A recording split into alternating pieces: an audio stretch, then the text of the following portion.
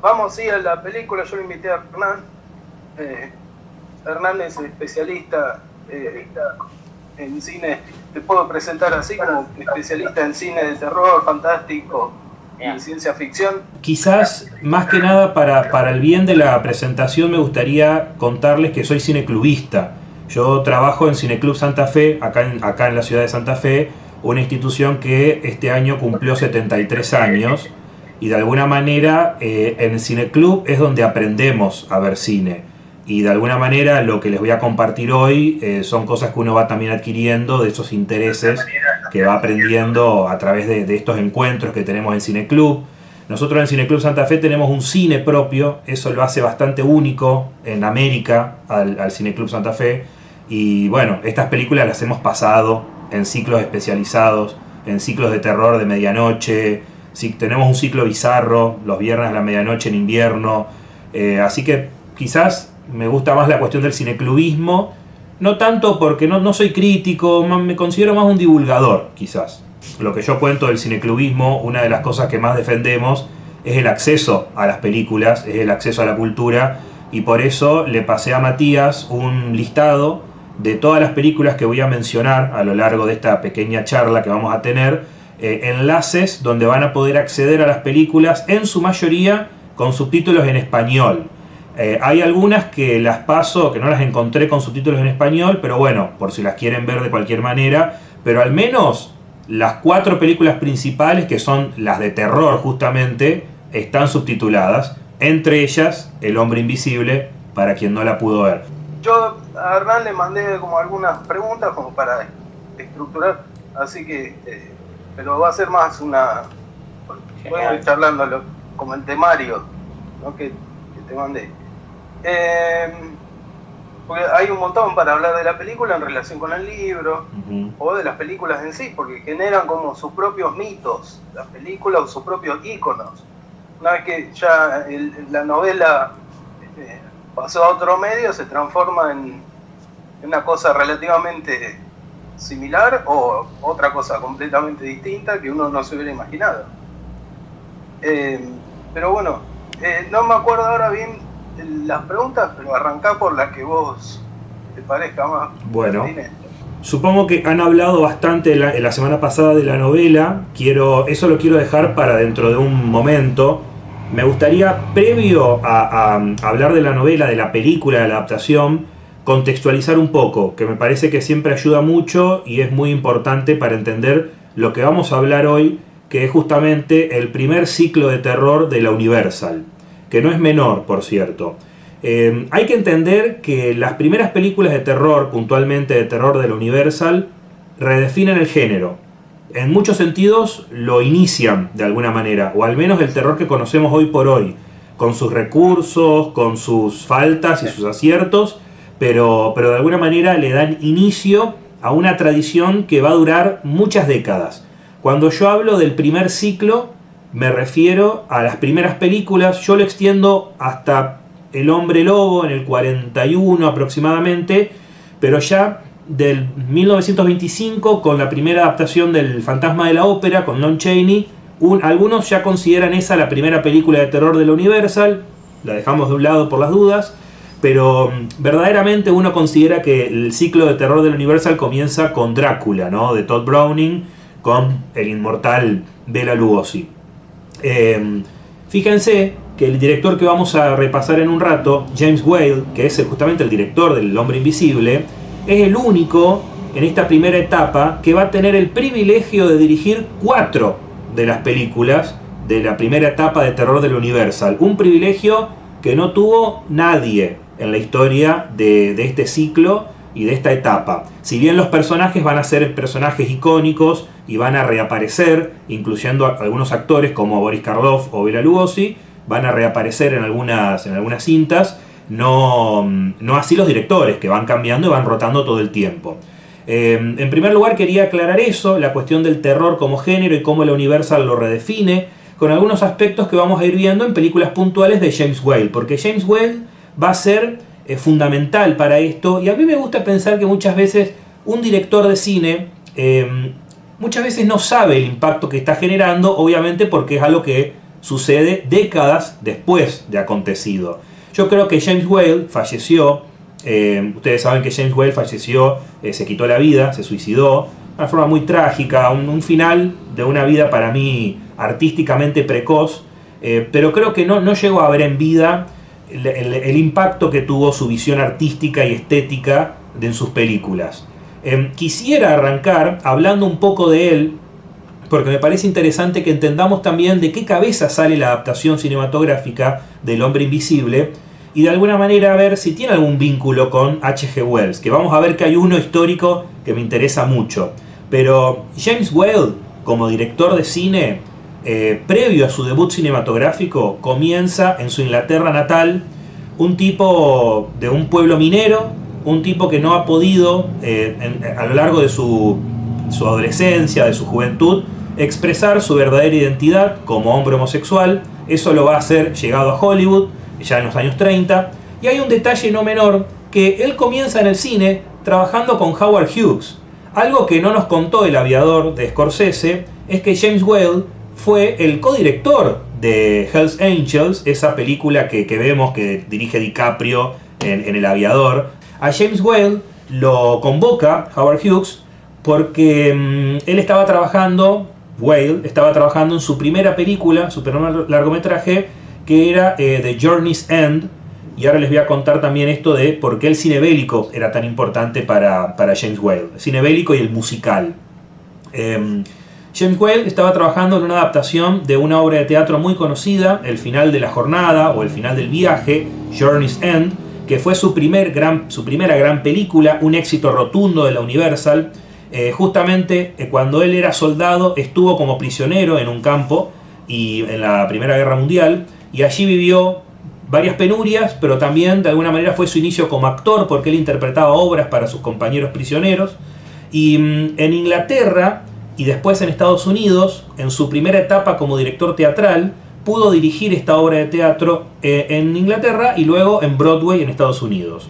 A partir de allí, Howard Hughes lo convoca porque en ese momento la película de Hughes iba a ser muda, pero de un momento a otro, con el advenimiento del cine sonoro, Hughes decide que para que su obra sea realmente épica, tiene que ser sonora.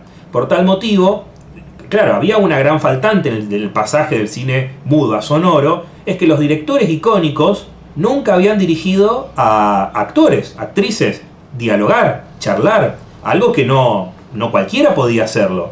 Lo convocan a James Whale justamente por su experiencia, no solamente en el teatro, sino también en su experiencia habiendo adaptado esta obra bélica.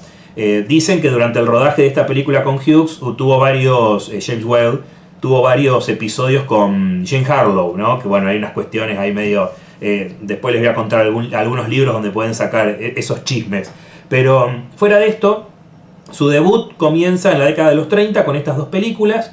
El cine bélico le interesa mucho, el cine bélico es para él la verdadera pasión, y después el musical. ¿Esto por qué lo aclaro? Porque cuando uno lee biografías o libros sobre James Whale, entiende que el cine de terror para este director o no era tan relevante o a él no le generaba una inquietud artística tan importante. Incluso él llegó a decir que trabajar con Boris Karloff no le representó un honor ni nada por el estilo. De hecho, él valoraba mucho más haber trabajado con, ahora se me escapa el nombre, con el protagonista de Frankenstein, que justamente es una película, un actor con el que trabajó en Journey's End, o con George Lawton, que es un actor con el que también volvería a trabajar. Pero cuando hablaba de Boris Karloff, no lo hacía con tuve el honor de trabajar con Karloff. Él lo veía como un trabajo más. Pero cuando él es un director de mucho éxito, porque quiero aclarar algo. En esa época, en la década de los 30, en Hollywood tenían éxito los directores que eran resolutivos. Los tipos que te podían generar una película en un plazo específico de tiempo, trabajando sin pasarse del presupuesto y, si es posible, que sobre plata. Bueno, James Whale tenía todo eso porque con poco hacía magia realmente. Lo cual no es menor en una época donde se hacía cine. Piensen ustedes, el cine se hacía básicamente en galpones inmensos. No se salía a exteriores, no había como ahora pantalla verde, aunque Ojo, porque en El Hombre Invisible tenemos el primer antecedente de lo que va a ser años después la pantalla verde. Pero fíjense que con pequeños decorados, este director, que tenía mucha experiencia en teatro, no es menor este detalle, podía, bueno, hacer magia realmente. Él llega a un momento muy, muy interesante con Carl Lane, que fue uno de los no fundador, pero era como el ejecutivo productor máximo de la Universal en la década de los 30, y después su hijo, Carl Lane Jr., quien fue en gran medida el padre de todas las películas de la Casa de los Horrores, como se le llamó, de la Universal. La relación que tuvo con James Whale fue realmente de mucho cariño, de mucho respeto, porque se convirtió como en el niño mimado del estudio. Le dieron libertad creativa, y un detalle no menor, que por ejemplo a Todd Browning no se lo dieron con su Drácula, es que a James Whale le daban acceso a la sala de montaje. O sea, a él le daban la posibilidad de estar en la cocina final de la película. Algo que en esa época no existía todavía, o sea, sí existía, no en Hollywood, pero el cine de autor todavía no había llegado como en Europa. No existía eso todavía en Hollywood, al menos como lo veía la Universal. Los directores, los guionistas eran empleados del estudio y te designaban las tareas. Frankenstein, ya Drácula lo logró, ¿no? Cambiar el panorama completamente. Pero Frankenstein da vuelta a la tortilla de una manera magistral. No sé si los actores implicados y el director y los guionistas saben el impacto que generaron décadas después, pero no solamente en la estética, ¿no? Pensemos en el diseño de vestuario, de maquillaje icónico que define a la criatura de Frankenstein. Por básicamente lo que imaginamos hoy por Frankenstein, lo imaginamos por esa película, más que por lo que verdaderamente describen en la novela Mary Shelley. Pero hay una cuestión, por ejemplo, recursos como el sonido, ¿no? Ya que vamos a hablar del hombre invisible, de lo que no se ve. En el sonido, en las películas, esto va a ser fundamental. En Frankenstein, básicamente, estamos evidenciando, por ejemplo, el primer gran grito del cine, donde el grito de esa mujer, cuando el monstruo se ingresa a la pieza, a la habitación para secuestrarla, ese primer grito marca un antes y un después, es una escena antológica del cine. Irónicamente, El Hombre Invisible, dentro de las películas de James Whale, siento en lo personal que si bien es una película para mí pionera y es una película bisagra, como me gusta llamarla, no sé si es la más recordada de este director, porque generalmente se recuerda a Frankenstein y la novia de Frankenstein, que es un hito. La novia de Frankenstein no solamente es una, por no decir la primera secuela, como las conocemos hoy por hoy, sino que es un hito en el cine de terror, de la historia del cine de terror norteamericano. Hay otra película que me parece importante destacar dentro de la saga de James Whale, que también forma parte de la saga de terror, pero que muchas veces es olvidada, y les voy a contar por qué es olvidada, que es la Casa Vieja y Oscura, de Old Dark House, que también se las paso en el enlace para que la puedan ver, que es una película que dirigió entre la finalización de Frankenstein y antes o durante el comienzo de la preproducción del Hombre Invisible. Una película que se creía de menor importancia, donde, como el nombre ya lo revela, gira en torno a un grupo de personajes que se ven varados o atrapados en una casona vieja en medio de un páramo británico, atrapados por una tormenta.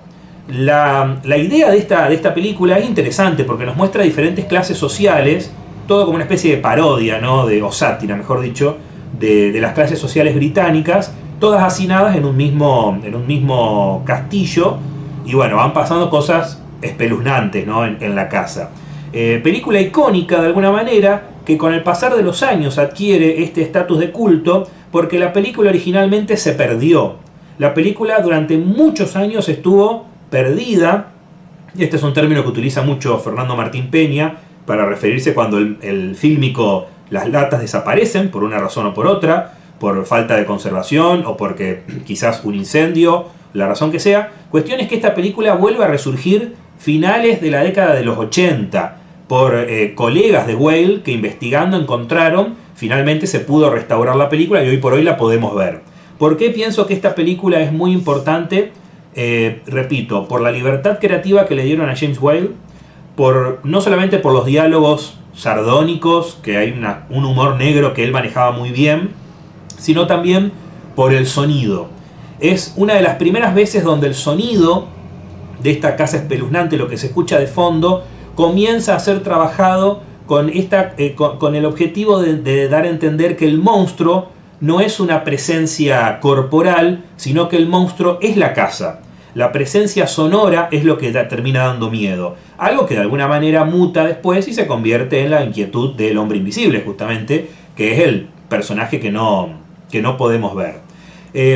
Cuando hablamos de Whale y del hombre invisible, estamos hablando de una de sus películas más, no quiero usar la palabra pionero, aunque la película es pionera en muchos sentidos, pero una película muy importante en la saga de películas de terror de la Universal y especialmente en la saga de las películas de la filmografía de Whale. Si ustedes en algún momento me quieren interrumpir, no hay ningún problema, porque miren que yo por ahí no freno. Hay mucho para hablar. Fíjense que no me detuve mucho en Frankenstein, que podríamos haberlo hecho. Whale empieza a filtrar una mirada muy tajante sobre las instituciones. En Frankenstein vemos la cuestión religiosa, vemos un poco también medio satirizado. La primera escena, hay algunos, por ejemplo, críticos que dicen que la película es en algunos aspectos hasta superior al libro, porque bueno, la escena cuando están desenterrando a los muertos es más espeluznante que lo que ideó Mary Shelley en su momento, obviamente con el debido respeto, ¿no? que merece esta autora. Pero realmente uno a veces no puede entender el impacto que va a tener una obra décadas después. Y también hay otra cuestión que con Whale es interesante, y es el hecho de que después lo veremos, de su personalidad, de cómo él vivía su propia existencia, su propia vida. Y es que muchas veces las películas de terror estaban como ajenas a lo que sucedía, a ese infame código de censura que reinaba en Hollywood. ¿Por qué? Porque los censores o no interpretaban que las películas de terror pudieran esconder algún mensaje o ideológico o algún mensaje de crítica social, o simplemente no les generaba importancia. Irónicamente vamos a ver que al final de su vida o al final de su carrera en Hollywood, a James Whale le termina pesando mucho esto de la censura, por algo que voy a contar en un rato. Pero en el sentido de las películas de terror, por ejemplo, yo creo que un censor que hubiese prestado más atención a Frankenstein y a toda su imagen religiosa, y ni hablar del hombre invisible, quizás no le hubiesen dejado ir tan fácilmente o estrenar tan fácilmente. Cuestión es que estos directores, que pasaron muchos años de su vida, entre comillas, en el closet, de alguna manera generaron una habilidad muy grande para utilizar el subtexto. El subtexto significa, bueno, que en la literatura también se utiliza, ¿no? Pero en el cine al menos yo lo utilizo, es un recurso narrativo muy interesante que sirve para algo que nos quieren contar por debajo de la trama principal. Muchas veces pensamos que bueno, una película es simplemente un padre que está peleado con su hijo. Eso puede tener un significado mucho más profundo, un subtexto mucho más potente.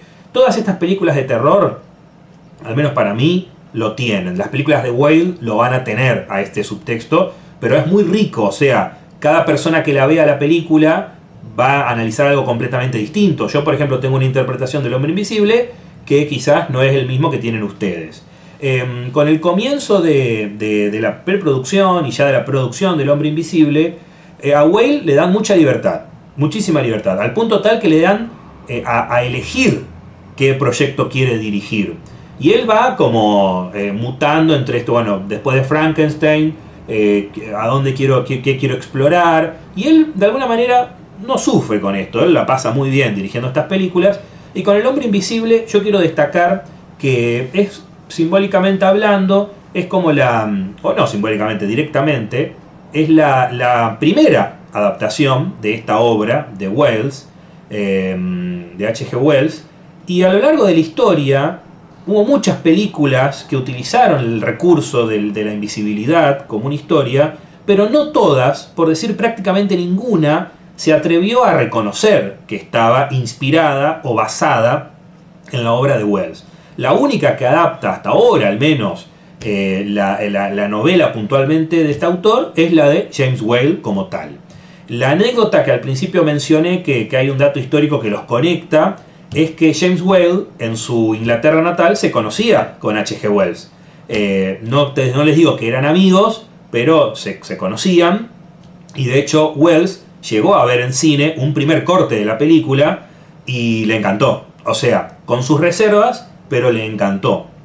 No es lo mismo que pasó cuando vio el primer corte de La Isla de las Almas Perdidas, que es la adaptación de La Isla del Dr. Moreau, que tengo entendido que la van a trabajar en un tiempo. Sí, el mes que viene. Bien. El mes que viene concluimos este doblete de Wells con La Isla de Dr. Moreau. Bien. Que también tiene un montón de adaptaciones y bastante, me parece, fallidas o kitsch, ¿no? Si pensamos, son bastante kitsch, porque no sé que los directores le habrán generado, o las productoras le habrán generado esta idea de, bueno, hay híbridos humanos y monstruos y animales, bueno, hagamos una cosa que tipos con látex y ya está.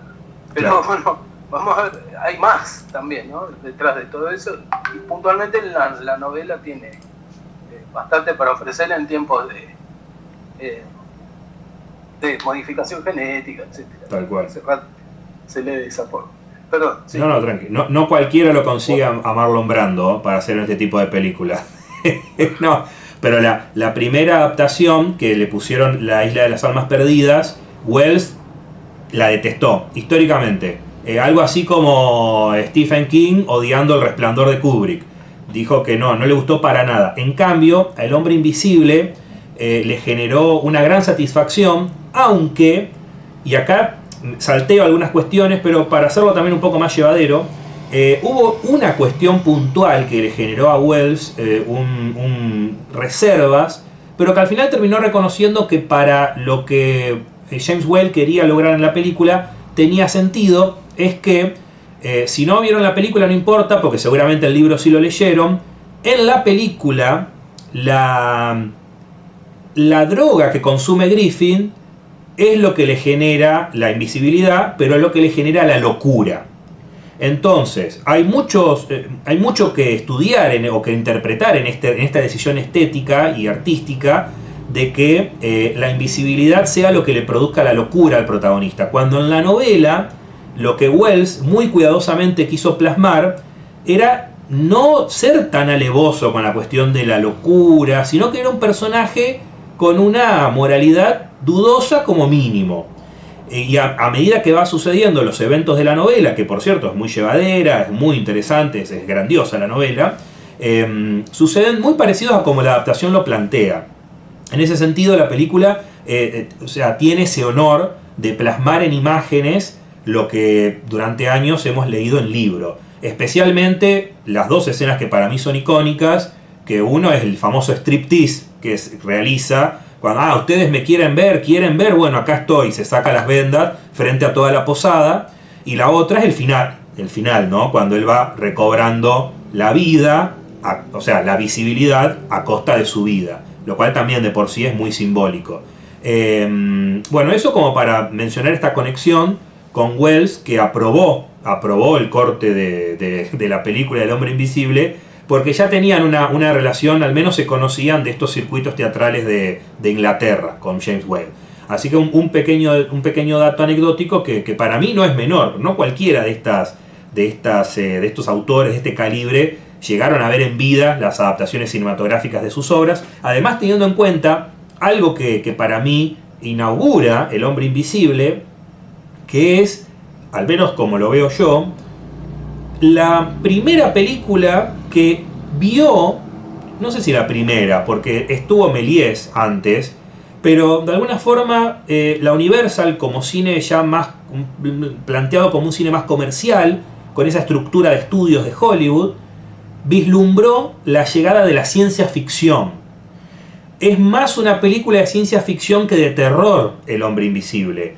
Tiene las características que van a tener todas las películas de la Universal en cuanto a los monstruos, la figura incomprendida, esto de el pueblo enfrentándose a la criatura, o estos personajes que encuentran la redención en la muerte, pero también por otro lado, porque en la literatura se había planteado de alguna manera, pero con H.G. Wells y con James Whale aparece la cuestión de la ciencia.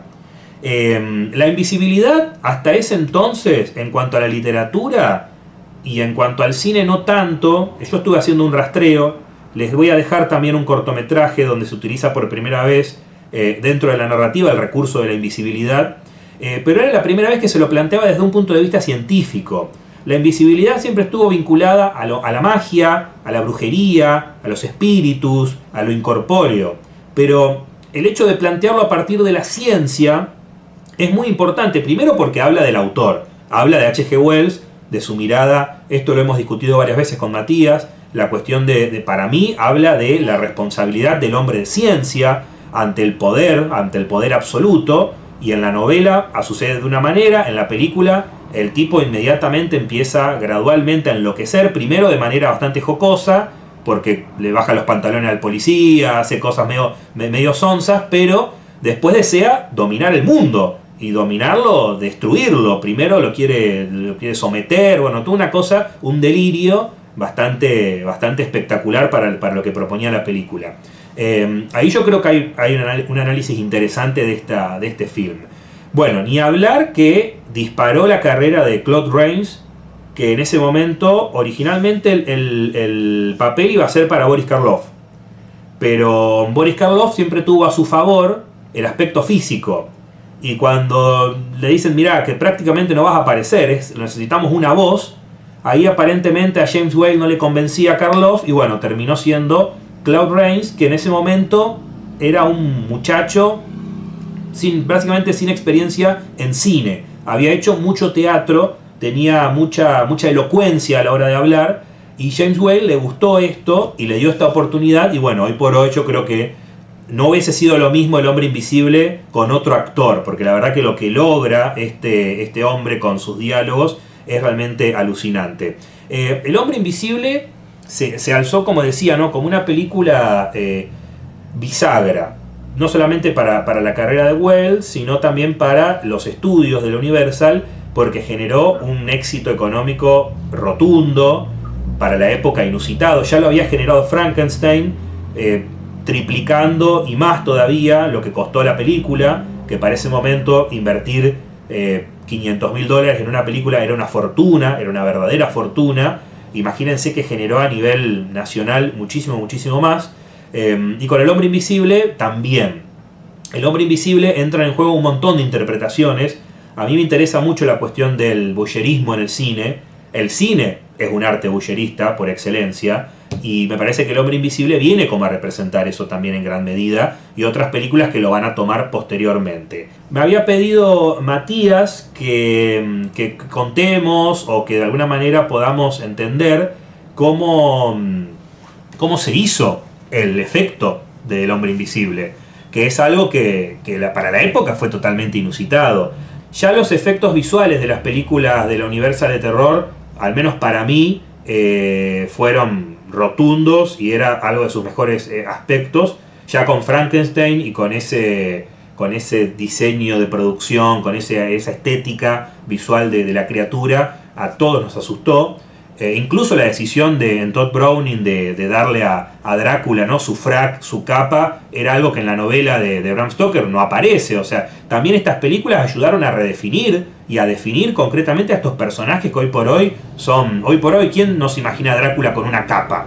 ¿Quién nos imagina a Frankenstein con los tornillos acá y la frente grande? Eso, viste, me parece que es interesante también, porque el cine habla como un arte masivo también. En el caso de... Sí.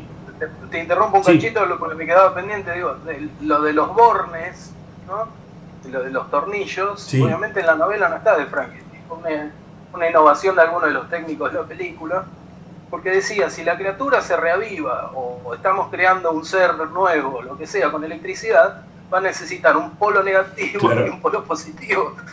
Entonces, algún técnico de los electricistas, supongo, se le ocurrió, y quedó que la criatura tiene dos en ningún momento. Por eso siempre se dice, bueno, la de Niro, ¿no?, es como un poco la más fiel, claro, la representación de la criatura. En la última no me acuerdo, la de Del Toro, si le enchufaron los cosas acá o no. No, la de Guillermo del Toro no, pero sí es fiel estéticamente a lo que plantea la novela. Es más cadavérico la criatura, claro, y eso está bueno para sí, algunas personas. Yo me quedo con Karloff, ¿qué querés que te diga? Claro, sí, no.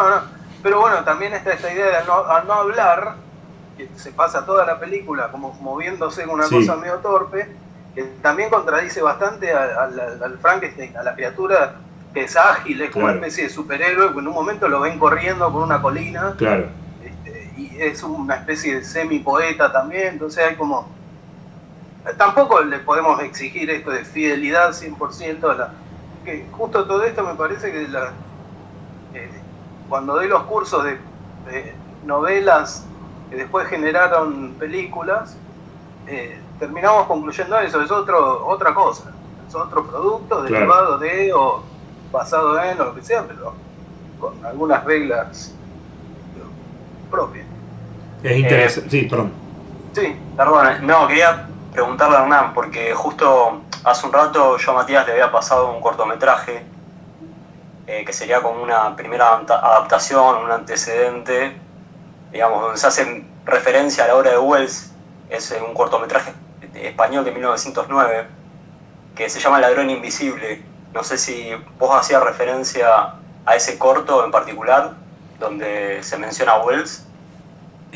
No, yo mencionaba más que nada el efecto técnico de la invisibilidad, que ya lo había utilizado Méliès antes, pero era simplemente, cortar el fotograma y hacer desaparecer. Vamos a ver que en la película de Whale esto es distinto desde lo técnico.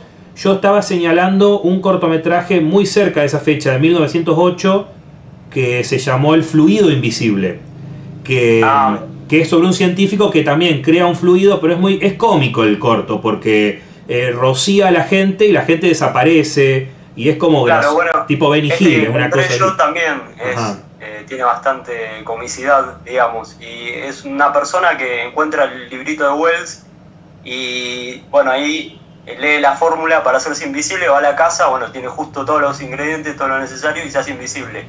Y con eso roba, bueno, está ahí en YouTube disponible. Interesante eso, muy bueno. Sí.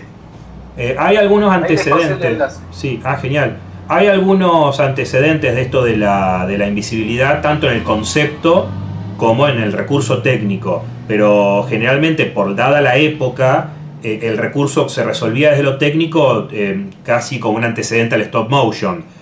Cortando, salí de la cámara y seguimos filmando, o sea, desaparecía el actor o la actriz. Esto se ve en el corto El fluido invisible, es así, en un momento hace desaparecer a un cochecito con un bebé y desaparece todo, el cochecito con el bebé y la madre queda donde está él. Es algo bastante cómico, pero ya en el 33, con El hombre invisible, ya la película de Motion Picture, vamos a ver que la técnica utilizada es pionera en su estilo, y la verdad que es algo completamente novedoso. Se logró de una manera, a eso lo quería aclarar por lo que decías, Matías, recién.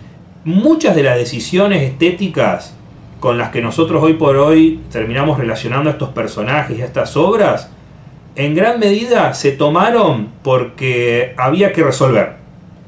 Había que resolver o había que reutilizar escenografía o vestuario de otras películas. Entonces, por ejemplo, la estética final de algunos escenarios, de algunos lugares, muchas veces se resolvían con gente, justamente como James Whale, que era resolutivo.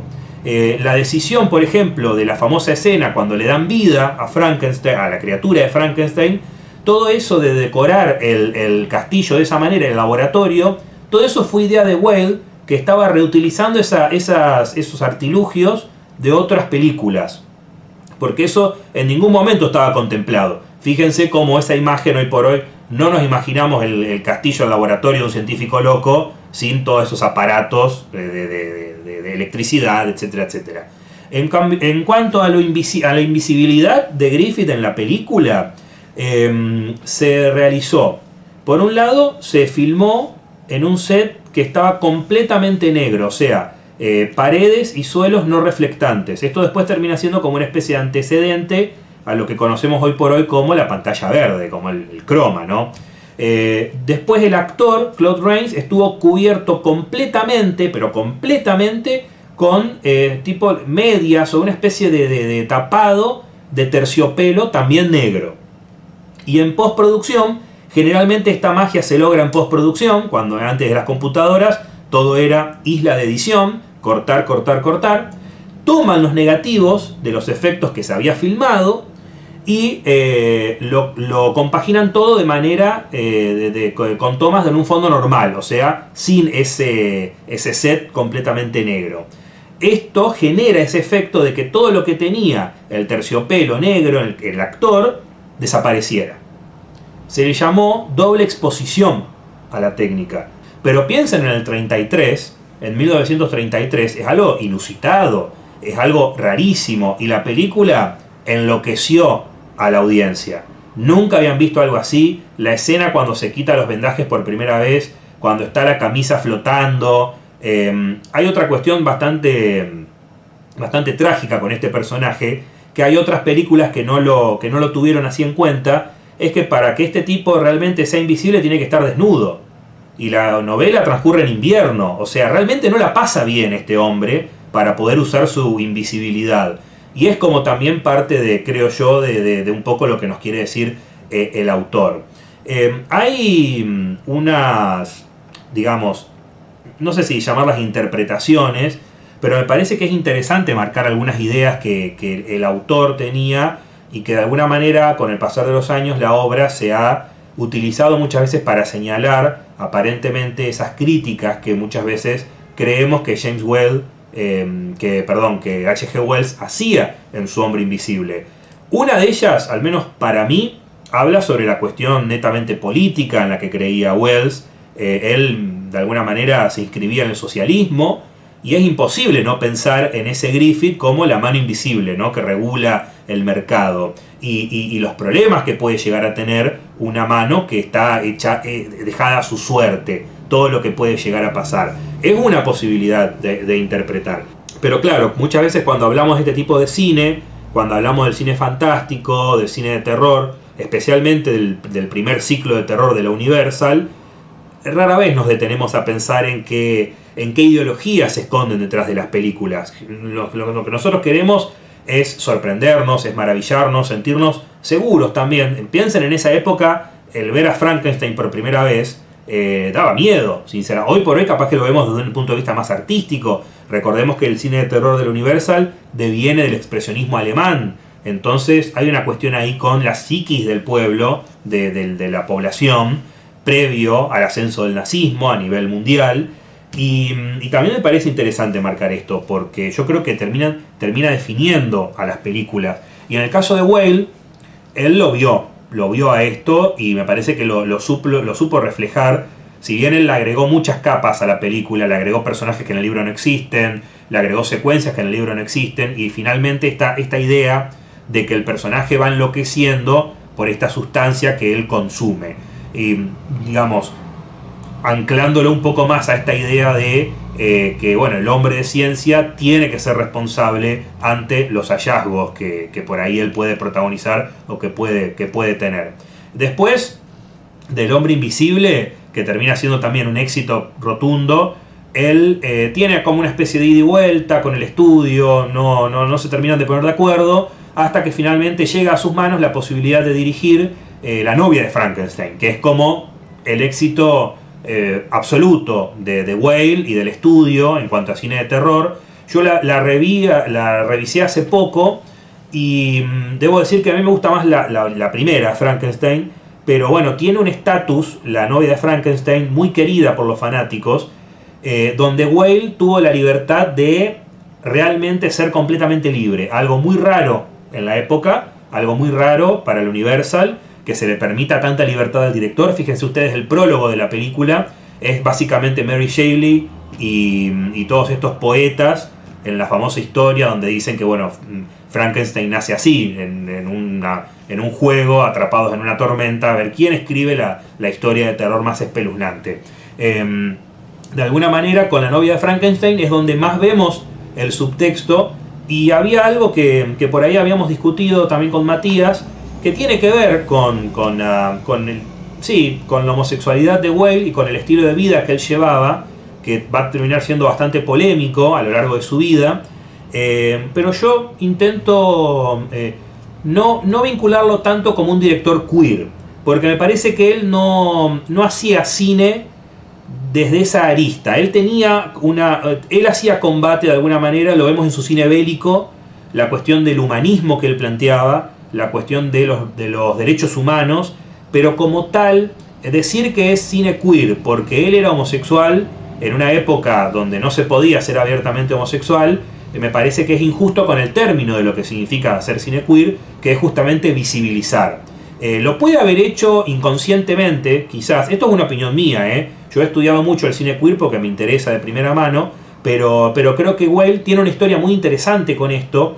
Pero El hombre invisible, bueno, es una característica que tiene el cine de Whale y que El hombre invisible se ve, es esto de los personajes marginados de la sociedad. Y de alguna manera todos los monstruos de la Universal tienen este factor, donde el único momento en el que encuentran paz es en la muerte. Paz y redención es en la muerte. Es un mensaje bastante fuerte, pero bueno, de Frankenstein se ha señalado, por ejemplo, que es la primera película queer porque muestra una familia con dos padres, adoptando o dando a luz, creando un hijo por cuenta propia.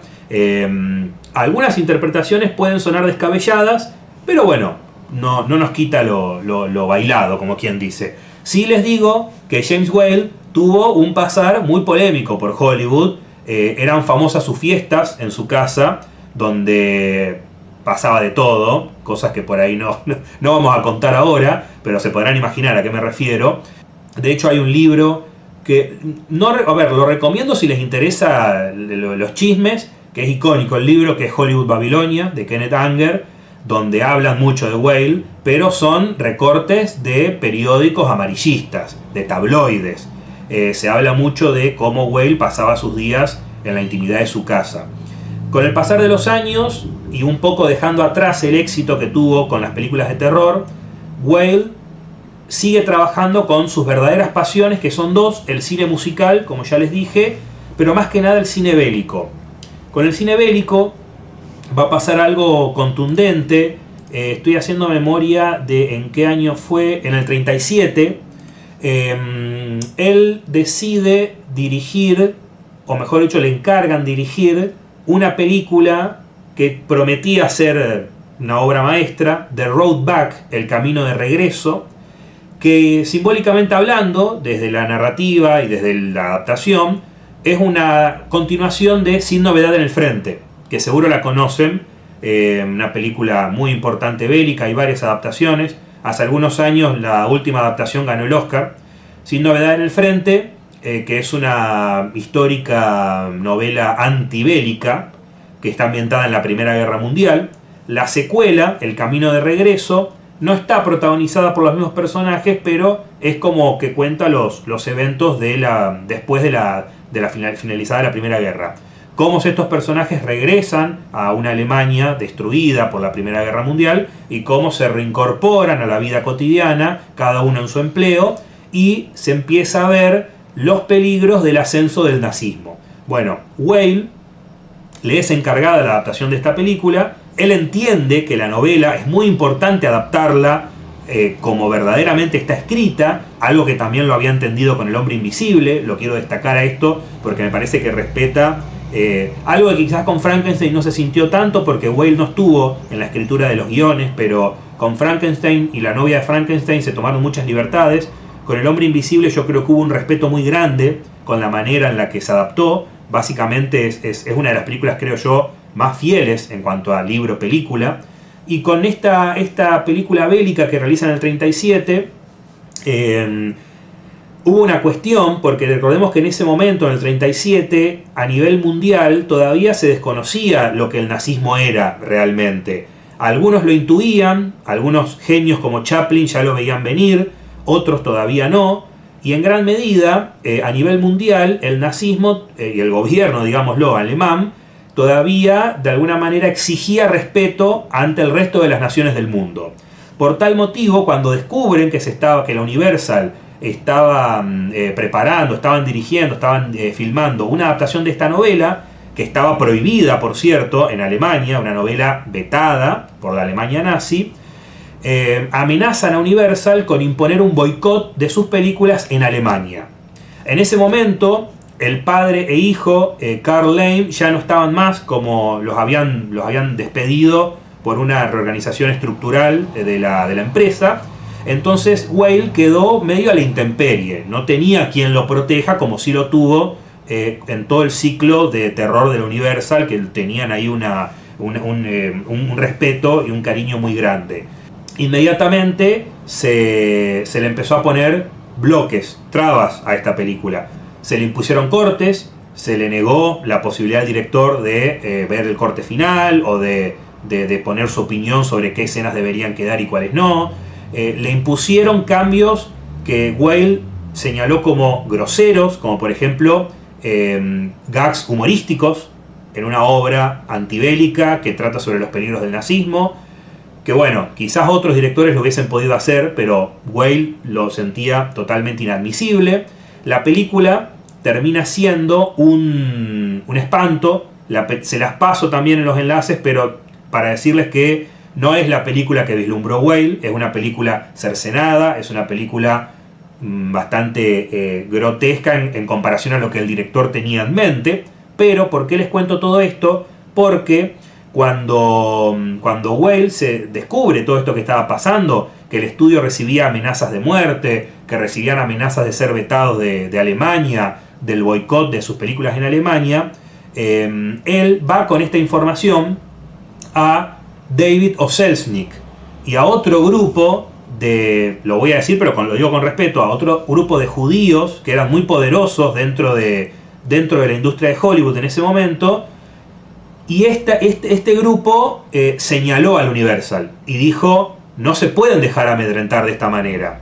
Esto termina de romper el lazo que tuvo Whale con Universal de una manera bastante política, de alguna forma, porque el director no toleró este manoseo a su obra por fines políticos, porque el Universal cedió ante la presión de la Alemania nazi de alguna manera.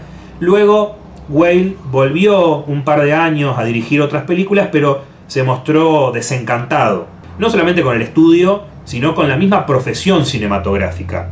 Él deja de hacer cine y en la década de los...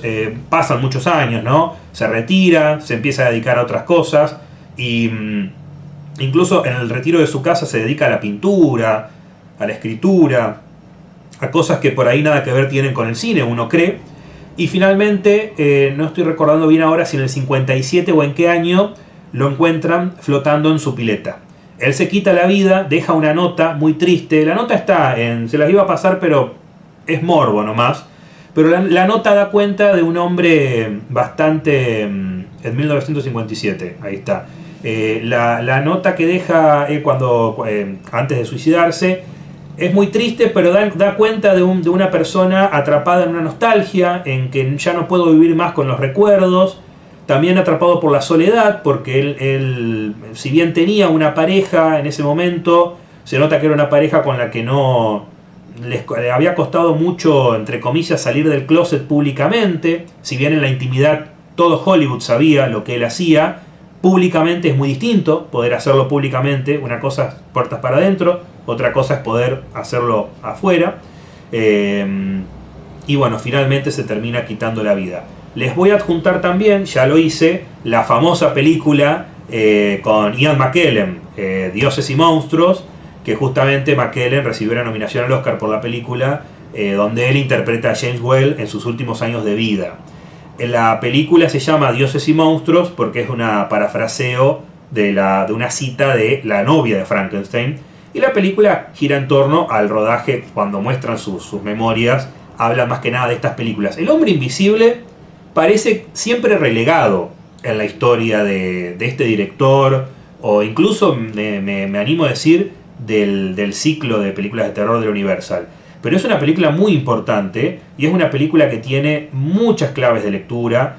Creo yo que aporta claves interesantes. La gran diferencia es esto, repito, en la cuestión de que en la novela el personaje es moralmente ambiguo. No es tan evidente que el personaje en ningún momento dice que la droga le genera la locura. Uno lo intuye o lo puede interpretar. En la película no queda ninguna duda. En la película es la droga lo que le quita la visibilidad, pero también lo que le agrega esta locura, esta manía de querer vengarse del mundo, de querer destruirlo. Eso y de tantas otras posibilidades que tenemos para interpretar. Pero por ahí te quería preguntar, no era parte de la charla, del grueso de la charla, pero hubo otras adaptaciones en los últimos 20, 25 años que quizás hayan sido más conocidas para nosotros, generación de VHS, o de ver las películas por la tarde, sí. Qué sé yo, en algunos canales de televisión. Hay...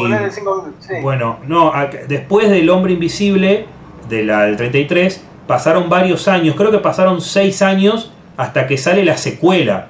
El Hombre Invisible regresa con Vincent Price, que es el hermano de Griffith. A ver, totalmente distinto, no es una secuela de la novela, simplemente le roban el nombre, la técnica, o sea, la tecnología para hacer la invisibilidad, y la historia es algo totalmente distinto. O sea, es el hermano de Griffith que tiene que ayudar al personaje a un amigo a escapar de la cárcel utilizando la invisibilidad. Bueno, todo un delirio así. Pero hay muchas películas que utilizaron este recurso. A mí me gusta mucho una que es del 42, que se llamó El Agente Invisible, pero porque me gusta mucho la cuestión de ya en la guerra, ¿viste? Película ambientada en la Segunda Guerra Mundial, previo a la Guerra Fría, y es una película que de alguna manera maneja toda esa paranoia que se vivía en ese momento, donde, fíjense, qué mejor espía que un espía invisible, no hay mejor recurso que eso.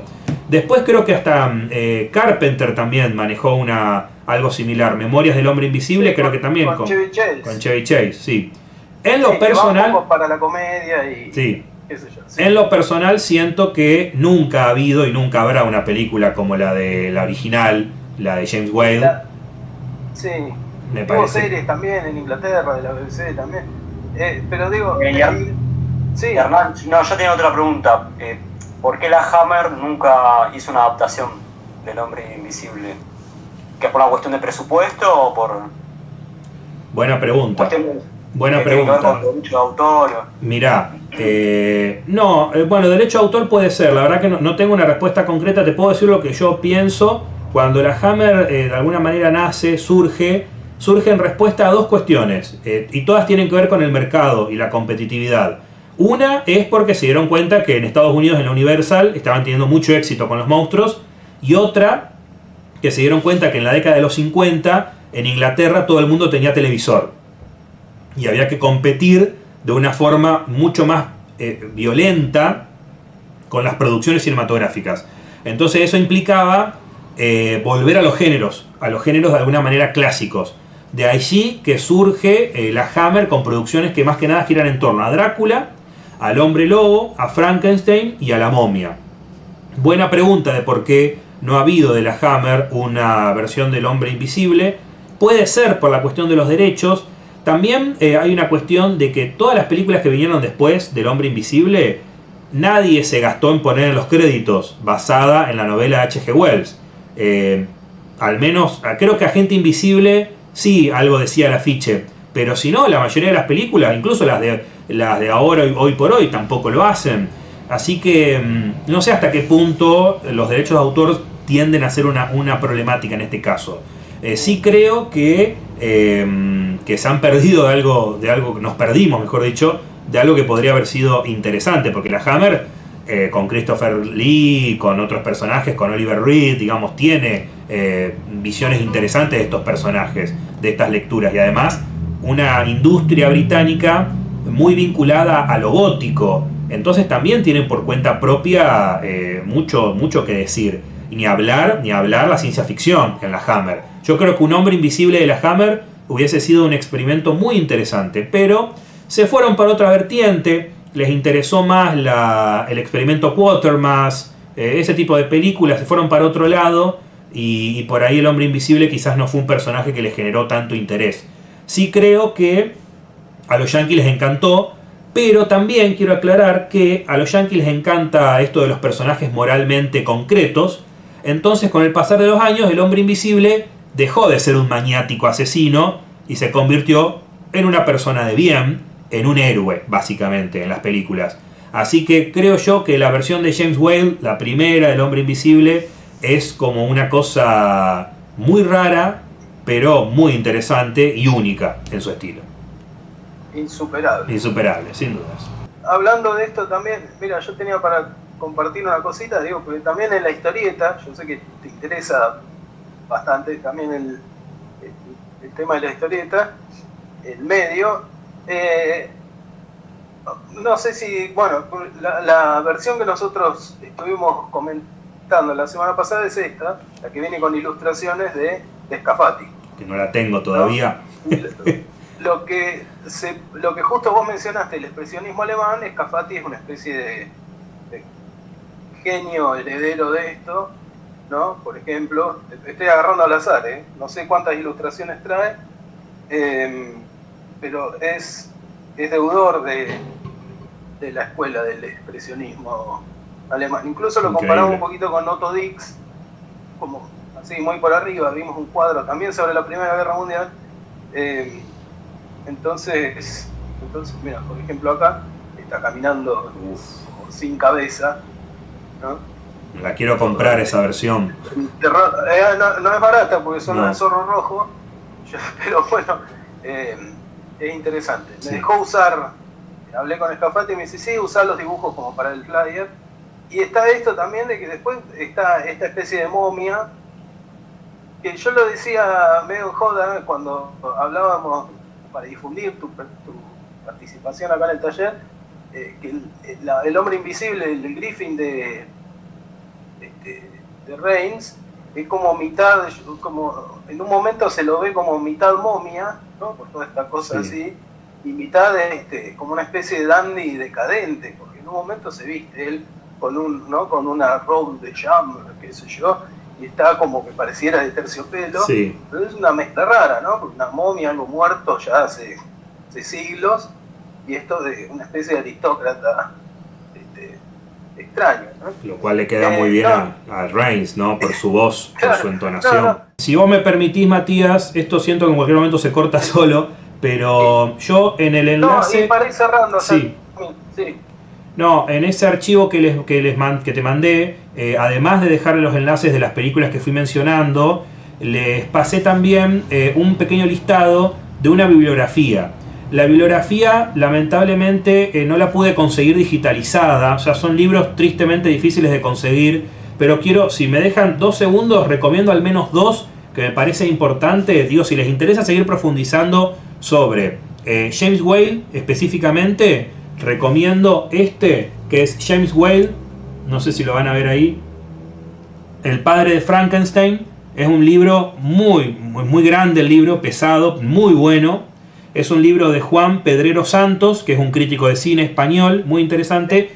El prólogo de este libro lo escribe Guillermo del Toro, donde ya en el prólogo admite que tiene ganas de hacer un Frankenstein. Este libro no es nuevo, tiene ya sus años. Esto cuenta toda la vida de James Whale, su carrera, y bueno, tiene un largo capítulo sobre el hombre invisible. Recomiendo que lo busquen, es muy interesante. Después, el cine de terror de la Universal. Este libro me costó mucho conseguirlo, también español, de Javier Memba, que lo pueden encontrar, él está en Instagram si lo quieren buscar. Tiene libros muy interesantes de cine de ciencia ficción de los 50, este tipo de libros. Y habla específicamente sobre todas las películas. ¿Cómo? Sí, ese lo quise conseguir, ese libro también, lo que pasa es que aparece poco. Aparece poco. Aparece a valores muy elevados. Cuando lo encontré, digamos, era un precio elevado, pero lo vi dentro de todo accesible y lo compré enseguida. No me lo perdí. Y después, como dato así histórico, les puede interesar porque le dedica una pequeña entrada que para nosotros los cineclubistas, especialmente los fanáticos del cine de terror, es la Biblia, Cine Bizarro de Curubeto, libro infaltable, que hay 2 versiones, recomiendo que están las 2, digamos, la expandida, donde participa Matías Horta, pero bueno, es la Biblia. En cuanto a James Whale y al hombre invisible, es la misma información, los 2 libros, yo la cotejé. Por ahí son referencias bibliográficas que les puede interesar, si les interesa puntualmente lo que hablamos hoy. No tanto sobre H.G. Wells, más que nada sobre las películas. Y después hay otros libros como por ejemplo Luis Gasca, Cine y Ciencia Ficción. Le dedica un capítulo a la invisibilidad. Y después el cine de ciencia ficción de Ramón Freixas, que esta colección es muy linda, de Paidós. Esta está buena, si bien está desactualizada porque data de los 90 me parece, o finales de los 80, hace un compendio de todas las versiones que hubo sobre el hombre invisible posterior a la de James Whale. Y bueno, les puede llegar a interesar por ahí buscarlo. Lamentablemente no conseguí ninguno en formato PDF para pasar, pero les dejo la lista en ese enlace de todos los libros que menciono. Y bueno, recuerden que todas las películas están también en Blu-ray, DVD, las pueden buscar. Eso están. Las pueden bajar. Y si no, las ven ahí en el enlace que les pasé. Bien, bueno, no, la verdad que yo después le voy a pasar uno por uno, porque acá no tengo forma, pero lo que Hernán compiló, que son estas películas y los enlaces y la bibliografía, se lo voy pasando uno por uno. No sé, ¿alguna pregunta, algún comentario sobre lo que dijo Hernán o sobre su propia visión de la película o algo, alguna escena por ahí que les haya llamado la atención, choqueado, o alguna diferencia que hayan notado quizá con el texto fuente, con la novela, que no hayamos mencionado hoy? Esto de la mirada política, perdón, sí. Andrea, sí. Es que el protagonista del libro era albino. Claro, no es menor el detalle. Y en un momento, lo mencionamos la semana pasada, cuando están hablando de él, que no está ahí, pero hay dos tipos hablando de él, del pueblo, con esta cosa del rumor y la camarilla, también alguno pareciera que lo cree que es un negro. Claro. Porque le vieron como un parche en la ropa rasgada, o los pantalones, o lo que sea, y se le ve un pedazo negro, entonces dice, bueno, hay como un mulato dando vueltas por acá.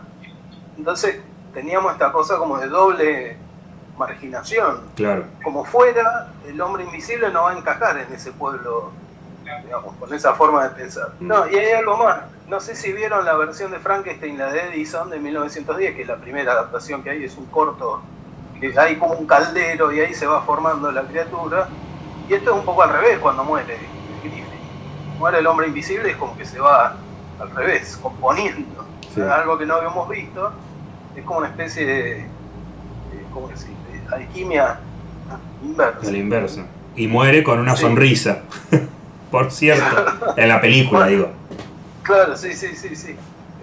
Bueno, parte de la droga también, ¿no? Porque en la novela se habla de la estricnina, hablamos también la semana pasada de eso, que consumía estricnina, que le daba como una especie de rigidez. Y hablamos también, Hernán, no sé a ver qué pensarás, porque en la novela está la cuestión de la ropa que él encuentra, no es una vestimenta, es un disfraz, que claro, es lo que puede ponerse en algún momento que va corriendo, qué sé yo, que va escapando y se mete en una casa de teatro. Sí.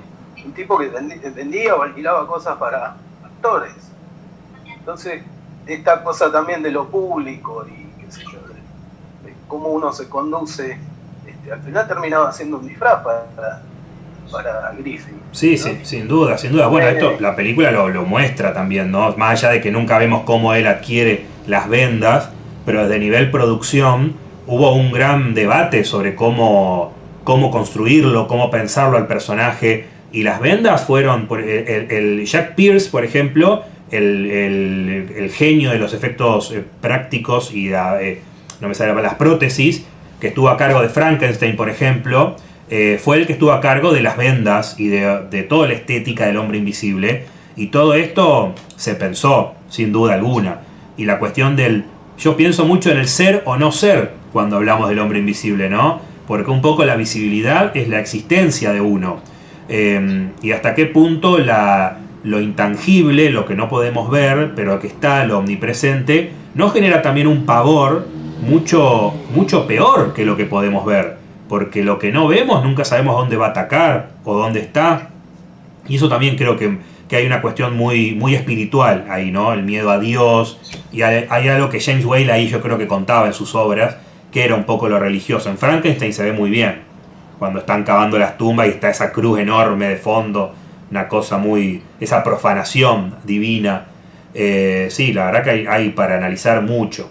Se me ocurre también, hay una cosita ahí con Wells, que lo veo en El Hombre Invisible y lo veo también en otra novela, pero muy conocida, que es La Guerra de los Mundos, que es el final del personaje. Fíjense cómo la perdición de Griffin se genera con algo tan tonto y tan absurdo como sus pisadas en la nieve.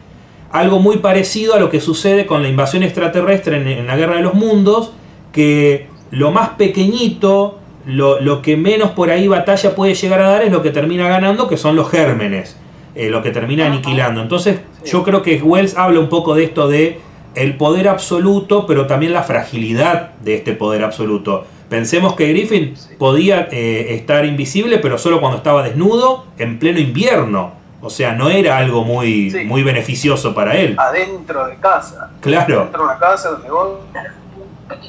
O sea, claro.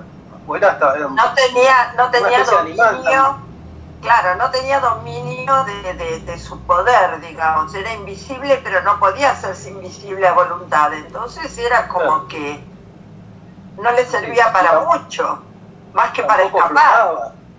Claro, porque robaba, muy bien, robaba. ¿Y qué hacía con lo que robaba? Si no era visible como para poder comprar algo, vestirse, lucirse, bueno, no. Era como una cosa vacía, un poder que no tiene mucho sentido, ¿no? Bueno, por eso las películas... Si él lo ve como poder.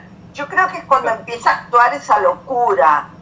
En el libro parece como que él es medio melomaníaco ya de entrada, pero en la película no se ve eso, excepto su interés científico, ¿no? Su necesidad de probar si eso funcionaba, y no le da importancia al peligro.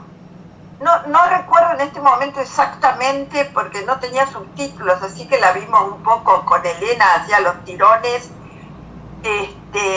Los diálogos me refiero, la película en sí se podía seguir, pero no, por eso no recuerdo exactamente si es que él sabía del peligro de esa planta, o si él usó la planta así porque yo la uso.